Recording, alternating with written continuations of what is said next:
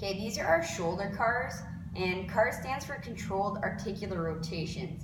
Articular means joint, so CARs basically means controlled joint rotations. The goal of this exercise is to isolate the movement of our glenohumeral joint without letting our scapula, thoracic spine, or anywhere else in the body move to compensate. So what you're going to do is you're going to set up close to a wall. As far as distance, you're going to have to play around with it a little bit depending on the range of motion that you have. So start off about a foot away. You're going to put your hand straight out, thumb pointed up. From here, you're going to think of locking your scapula down.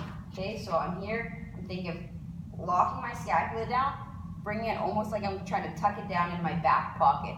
Okay, what this does is that locks it down. Now all the movement's coming from our glenohumeral joint.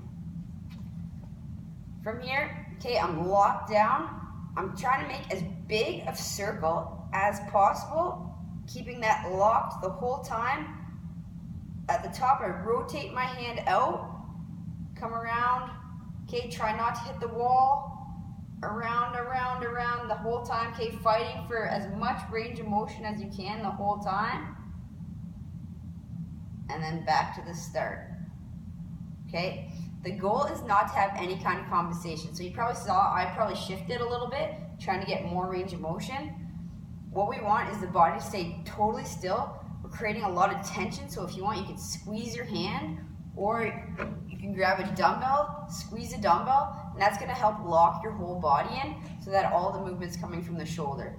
So again, I'm here to create a lot of tension, arm out, lock that scapula down, and then you're making as big a circle as you possibly can. Rotate at the top, okay, create that tension the whole time.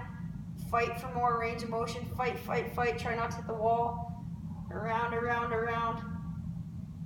Okay, nice and slow. And then around, back to the start. Okay, for your first couple sets, you don't have to create as much tension, okay? Just imagine your arms moving through air.